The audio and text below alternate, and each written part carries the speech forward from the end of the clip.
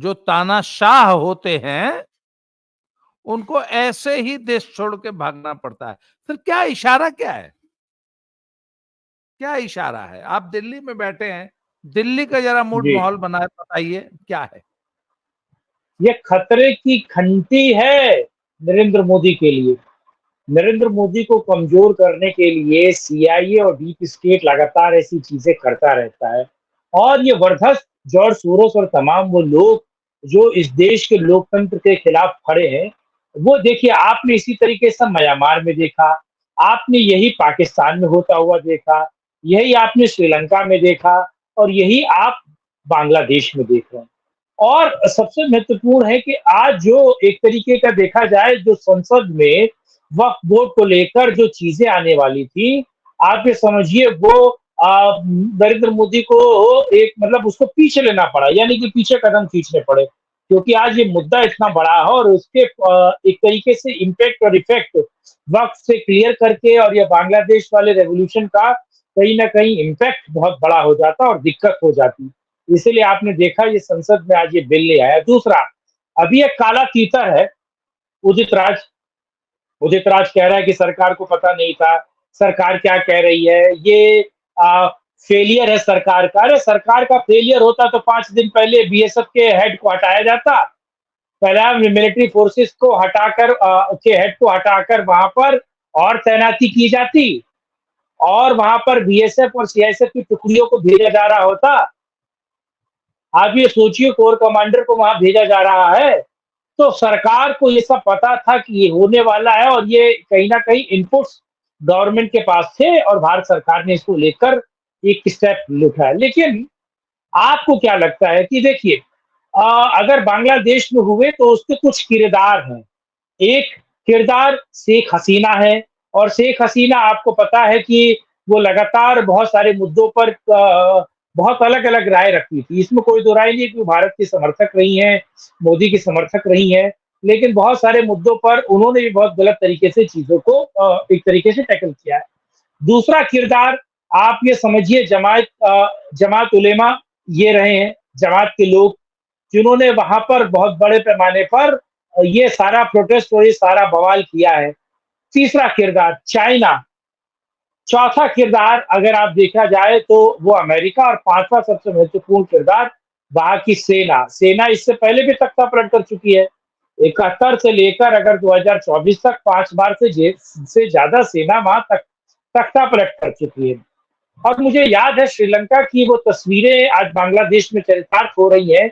मैंने देखा कि प्रधानमंत्री के घर पर जिस तरीके से श्रीलंका के राष्ट्रपति के घर पर ये उपद्रवी पहुंचे थे, शेख हसीना के घर पे वो पहुंचे हुए वो बवाल काट रहे हैं।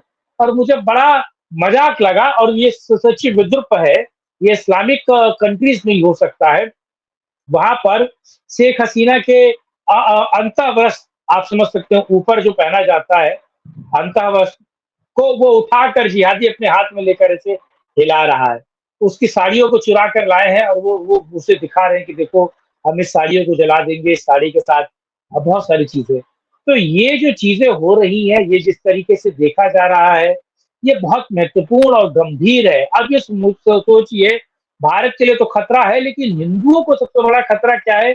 क्योंकि आपको पता है 71 में 2 लाख से ज्यादा लोगों को एक हफ्ते में खाना खिलाने वाला इस्कॉन 4 लाख लोगों को भी खाना खिलाया इस्कॉन में। तो उस इस्कॉन पर प्रहार हो रहा है, आग जलावन हो रहा है और नवाखाली के दंगे वहां शुरू हो चुके हैं। आप ये समझिए वहां दंगे हो रहे हैं, वहां बवाल हो रहा है, वहां दिक्कत हो रही है, वहां परेशानी हो रही है और ये आग सरहद के इस पार लगने के लिए तैयार है। राहुल गांधी जो कह रहे थे कि हर जगह पेट्रोल और मिट्टी का तेल डला हुआ है, मैं तो कह रहा हूं हर जगह अब बारूद डला हुआ है। बस एक छोटी सी चिंगारी और धू धू करके जलेगा।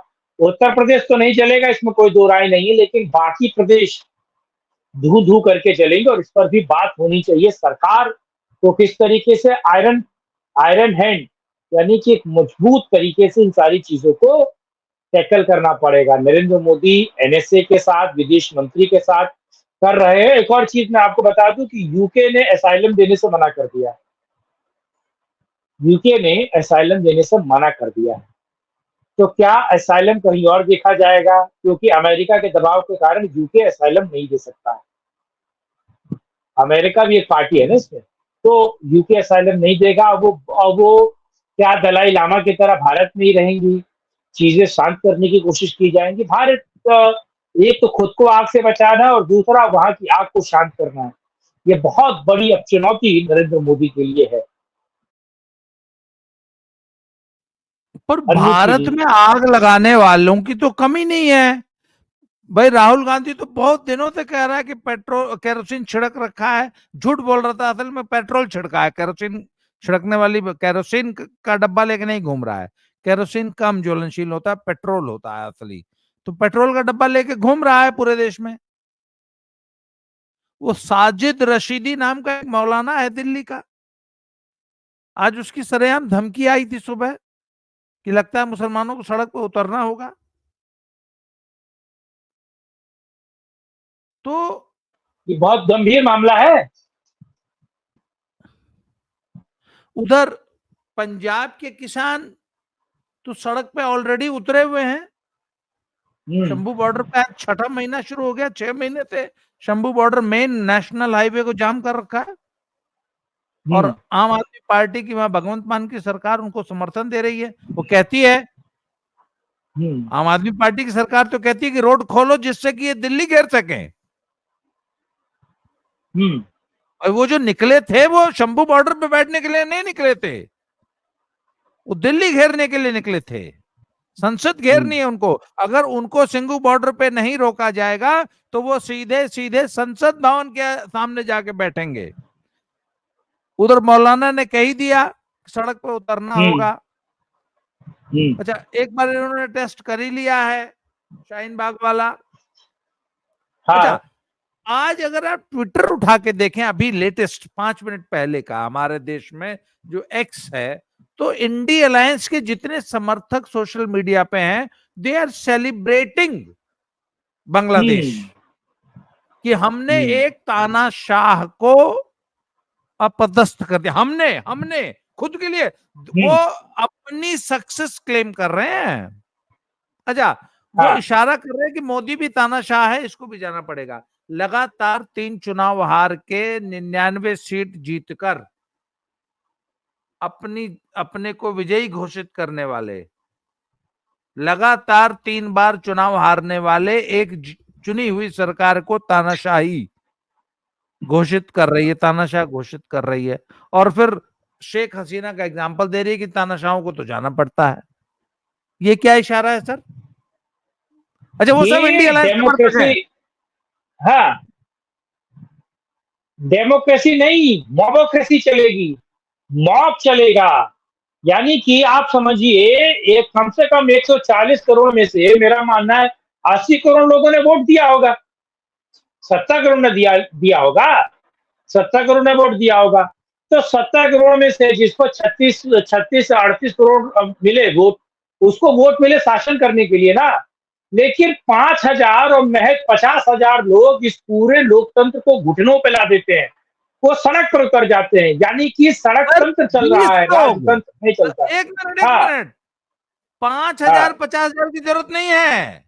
20 हाँ। लोग प्रधानमंत्री का हम्म। काफिला फिरोजपुर में रोकने वाले कुल 20 लोग थे।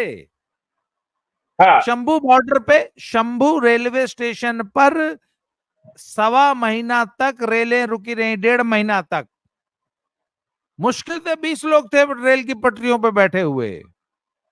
हम्म। तो एक लोकतंत्र, भारत जैसे इतने बड़े लोकतंत्र पे को घुटनों पे ला देने के लिए सिर्फ 20 लोग पर्याप्त हैं। हम्म। तो वही है ना कि आज कौन चलाएगा, मोबोक्रेसी चलेगी, आज डेमोक्रेसी चलेगी। शंभू बॉर्डर पे, मेन रोड पे, नेशनल हाईवे पर कुछ 100 200 हम्म। 300 लोग ट्रैक्टर ट्रालियां लेके बैठे हैं। 500 होंगे। हम्म। उन्होंने पूरे हरियाणा और पंजाब को बंधक बना रखा, पूरे देश को बंधक बना रखा है। और वो ये काम हम्म। असल में संसद के बाहर करना चाहते हैं। हम्म। शेख हसीना के अधोवस्त्र लहराए जा रहे हैं ना। शेख हम्म। हसीना के हाँ। घर पे, वहां जो उनका जो प्रधानमंत्री आवास था उस पे कब्जा कर लिया है उपद्रवियों ने। हाँ, मलाई चाट हिंदुओं रहे हैं को वहां बैठ के। हिंदुओं को दौड़ा दौड़ा के मारा जा रहा है पूरे बांग्लादेश में, उनकी संपत्तियों पे हाँ कब्जा किया जा रहा है, वहां सड़कों पे आग लगी हुई है। हाँ जी। हाँ हाँ। डायरेक्ट एक्शन डे वहां पे चल रहा है। हम्म और भारत का इंडिया अलायंस समर्थक हिंदू जश्न मना रहा है। जब बांग्लादेश का 1 करोड़ हिंदू वहां पे मारा जा रहा है आज बांग्लादेश में, तो हिंदुस्तान का इंडी अलायंस समर्थक हिंदू जश्न मना रहा है। इसको क्या कहेंगे? संजय सिंह का ट्वीट मैंने देखा, उन्होंने कहा कि सभी तानाशाहों को जाना पड़ेगा। सभी तानाशाह का मतलब क्या है? नरेंद्र मोदी तानाशाह है, इनको जाना पड़ेगा, ठीक है, शेख हसीना की तरह, और जो भ्रष्टाचारी है वो शासन करेगा। नहीं नहीं, जो इसका मतलब भ्रष्टाचारी नहीं, है, हाँ सभी हाँ। तानाशाहों को जाने के, भाई आप तानाशाह को जाना होगा, लोकतंत्र में हरा के भेज दो। आपके पास मौका था ना। संजय सिंह से कोई हाँ। पूछे कि अरे भाई तुम्हारे पास मौका था, मई जून में चुनाव हुआ, अप्रैल मई जून में, काहे नहीं तानाशाह को भेज दिए? तो तुम्हारे पास देख, इनसे एक सवाल बनता है कि तुम तानाशाह हाँ। को जाना होगा तो कैसे भेजोगे? सड़क पे आग लगा के, सड़क पे अराजकता फैला के, पूरे देश में आग लगा के भेजोगे, या लोकतंत्र से हरा के भेजोगे? ये सवाल पूछना जायज बनता है कि नहीं बनता है, मुझे ये बताइए। तानाशाह बनता को है, जाना मैंने पूछा। चाहिए, तानाशाह को जाना चाहिए, पर वो तानाशाह चुनाव से जाएगा। चुनाव में हरा हाँ, दीजिए, तानाशाह चला जाएगा। चुनाव में हरा नहीं पाते आप। या शेख हसीना की तरह भाई, शेख हसीना को जैसे हटाए हो वैसे ही हटाओगे मोदी को? ये लग तो सवाल यही तो रहा है। बनता है। लग तो यही रहा है, और जो बवाल कट रहा है, जिस तरीके से सारी तैयारियां की जा रही हैं, और पूरा सोशल मीडिया, अब देखिए, एक बात पीके कहता है कि उनको फिलिस्तीन की चर्चा नहीं, चिंता है जिनके बच्चों के घर के मुंह पे निवाले नहीं है। जिसके सामने मैप दिखा दिया जाए तो मैप में फिलिस्तीन नहीं बता पाएगा कि फिलिस्तीन कहाँ है। आप समझ रहे हैं ना? ये वही लोग हैं जिनके मुंह में नहीं दाने, अम्मा चली भुनाने, और इनको बांग्लादेश में कूकी पड़ी हुई है। ये तमाम ये टोलर जमात जो बैठी हुई है, खास दीन और मजहब की, ये इस टोलर जमात का काम ही यही है, सुबह से लेकर शाम तक ऐसी चीजें खोजना जिसमें लोगों को उपद्रव के लिए, लोगों को आप समझिए कि अशांति फैलाने के लिए, या फिर अपनी चीजों को प्रोटेस्ट करने के लिए वो तैयार कर रहे हैं। और आज होने वाला था ये, लेकिन आज आप समझिए, आज बहरहाल, अब ये मैं एक और महत्वपूर्ण बात बताता हूँ। देखिए, वक्फ बोर्ड को लेकर चीजें होने वाली थी, मुसलमान दो फाड़ों में बट गया था। अब इनको एक और मौका मिल गया है ना, कि कू, जैसे वो अपनी चीजों को लाद रही थी, कहा जा रहा है, वैसे मोदी लाद रहे हैं, तो कू करने का मौका मिल जाएगा, बवाल काटने का मौका मिल जाएगा। इसीलिए आज बिल आते आते रुक गया। आज बिल आ रहा था, पर आते आते बिल रुक गया लोकसभा में। ये बवाल मच रहा है, सारा चीजें हो रही है।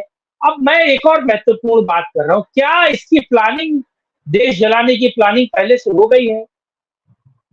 ये जो राहुल गांधी गए थे अभी, राहुल गांधी बाहर गए थे, मैं बड़ा सवाल पूछ रहा हूँ, अभी गए थे बाहर, और राहुल गांधी को बता दिया गया कि क्या बांग्लादेश से हसीना हट रही है, और अब भारत देखो, भारत में बवाल होगा, तुम्हें आगे आकर लीडरशिप करनी है, तुम्हें आगे आकर जाकर चीजें देखनी है। तो डीप स्टेट और अमेरिका और सीआईए ने इतना कोशिश करके नरेंद्र मोदी को 240 पर लाकर अटका दिया, और उनका उनका पूरी तरीके से नहीं चल पाया। लेकिन अब येन केन प्रकारेण मोदी को सत्ता से नीचे उठाना है, नीचे गिराना है। तो अब एक और नया मुझे लगता है कि बहुत जल्दी ये बवंडर आप देखेंगे, जो सड़कों पर अब लोग उतरेंगे, डिक्टेटर की बात होगी। अब इसमें देखिए, मैं मानना, आप अपनी बात रखिएगा, अगर अमित शाह इस बार चूके, मेरी तपस्या में कमी रह गई, ऐसा ये बकलोली दोबारा हुआ, तो मुझे लगता है कि ये बहुत बड़ी, ये इतना बड़ा डैमेज होगा, इस देश का इतना बड़ा हाश होगा, देश के साथ इतनी बड़ी दिक्कत होगी, और अमित शाह अगर आयरन हेड से इन सारी चीजों से नहीं निपटे और नरेंद्र मोदी ने बेहतर कार्य नहीं किए, तो कहीं ना कहीं हम लोगों को भी सोचना पड़ेगा कि इन मूर्खों के बस का कुछ नहीं है, क्योंकि यहाँ पर नहीं नहीं, दादियां बैठ जाती हैं। एक बात सही है हाँ, ना, जब देश में अराजकता का खतरा हो और बांग्लादेश की तरह लाखों लोग सड़कों पे उतार कर पूरे देश में गृह युद्ध की स्थिति पैदा करने की पूरी तैयारी कर चुका है इंडिया अलायंस, विपक्ष, राहुल गांधी। आज आप देख लीजिए, सबसे ज्यादा जो लोग सक्रिय हैं सोशल मीडिया पे और इस बांग्लादेशी बांग्लादेशी विद्रोह, बांग्लादेशी तख्तापलट को जो सबसे ज्यादा जो लोग एंजॉय कर रहे हैं, जो लोग सेलिब्रेट कर रहे हैं, वो अखिलेश यादव समर्थक हैं, राहुल गांधी समर्थक हैं और केजरीवाल समर्थक हैं। ये तीन लोग ज्यादा कूद रहे हैं और इन्हीं तीन लोगों ने देश को आग लगाने की तैयारी कर रखी है। उनको सिर्फ एक इशारा चाहिए। आज अगर इशारा हो जाएगा, और आज ही कल आप सुबह पढ़ेंगे कि 5 से 10 लाख लोग सड़कों पे उतर के, वो जो आप इंग्लैंड में जो दृश्य देख रहे हैं ना, या जो आज बांग्लादेश में जो दृश्य देखने को मिल रहे हैं, कल वो भारत की गलियों में देखने को मिल सकता है। ऐसे में वाकई मोदी सरकार के लिए तो बहुत बड़ी विकट स्थिति आ गई है। अब मोदी सरकार इतने बड़े, अगर अच्छा कल्पना कीजिए ना कि हर गली में, हर सड़क पे 1000-2000 दंगाई घूमने लग जाए इस देश में, कमी तो है नहीं, तो मोदी कैसे कंट्रोल करेंगे, या मैं और आप क्या करेंगे उसमें, आप बताइए। मैं दिल्ली के दंगों का जिक्र करना चाहता हूँ। अभी अभी ज्यादा समय नहीं हुआ दिल्ली के दंगों का, आपको याद है ना, ट्रंप के समय हुआ था। उन आतताई दंगाइयों के सामने कौन खड़ा हुआ? दिल्ली के हिंदू। दिल्ली के हिंदू सीना तान कर खड़े हुए, और जिनके हाथ में कोई शस्त्र नहीं था, लाठी डंडा लेकर खड़े थे, और इनका भूत उतार दिया, छक्के छुड़ा दिए, सेट कर दिया ऐसे दंगाइयों को, ऐसे उपद्रवियों को। पुलिस ने जो काम किया सो किया, लेकिन बड़ा आप जो सवाल पूछ रहे हो वो बाकी वाकई सोचनीय एक विषय है, वाकई चिंता का विषय है कि हर जगह आपके मैं एक आपके दर्शकों को एक सवाल पूछता हूँ। आपके गली मोहल्ले, आपके मोहल्ले के आसपास एक सुबह 4 बजे चिल्लाने वाला, दोपहर में चिल्लाने वाला, शाम चिल्लाने वाला, रात चिल्लाने वाला, 5 दिन में 5 बार चिल्लाने वाला हरे टिड्डे का गिरोह है। और हरे टिड्डे के गिरोह को इसीलिए फंसाया गया है ताकि ऐसी बवाल हो तो उस बवाल में वो बाहर निकले, वो बवाल काटे। बस एक बार ऊपर से उनको आदेश आ जाए कि ये करना है, ऐसे ऐसे करना, और ऐसे ऐसे बवाल काटना। मुझे लगता है प्लानिंग हो गई है ये। इस प्लान को कैसे डिफ्यूज करना है, डाइल्यूज करना है, बड़ा सवाल ये है। और मुझे लगता है कि जब हम कल एक और वीडियो बनाएंगे तो बहुत सारी चीजें क्लियर होंगी, और ये दंगे की जो स्क्रिप्ट भारत के लिए रची जा रही है, जो बवाल की स्क्रिप्ट रची जा रही है, इसमें भी नित नए खुलासे होंगे। मुझे लगता है कि तमाम सुरक्षा एजेंसियां सेफ्टी प्रिकॉशंस लेकर प्री एक्टिव हो चुकी होंगी, मुझे लगता है जहां तक, क्योंकि ये इन सारे मामलों में एक्टिव रहती हैं पर श्रीकांत एजेंसियां। भाई, मैं वीडियो के अंत में सिर्फ एक बात कहूंगा, जी। हमें अपनी आत्मरक्षा की तैयारी खुद कर, हमें सरकार के भरोसे स्वयं। और मिलिट्री और फोर्सेस के भरोसे नहीं बैठना चाहिए। I think now we should prepare for self defence. Now is the time. हाँ, हाँ, मैं बस एक शब्द कहूंगा, अगर आप लोहा लेना चाहते हैं दंगाइयों से, उपद्रवियों से, तो क्या आपके पास लोहा है? मैं जो कम कह यस, रहा हूं उसको ज्यादा समझिए। कम, बड़ा हाँ, कम सवाल है। बोले में ज्यादा समझिएगा। आज के लिए आपने हाँ। मुझे समय हम्म। दिया। मुझे मालूम है आज हम सबके लिए बहुत बिजी डे है, मतलब बहुत हम्म। सारे आज हमारी कॉल्स हैं, उनको हमें अटेंड करना है। हम्म। आपने जी। मुझे श्रीकांत भाई इतने शॉर्ट नोटिस पर समझिए, इसके लिए आपका बहुत बहुत आभारी हूँ। अगले वीडियो में सर कल इसी इसी चर्चा को आगे बढ़ाएंगे, देखें क्या जी। डेवलपमेंट होती है। जी। और भारत में जी। बहुत कठिन समय आ चुका है, जी। इसमें कोई दो राय नहीं जी। है। धन्यवाद। जी, कोई देर जय नहीं। श्री राम, जय जय हिंद। जय श्री राम। जय श्री राम। वंदे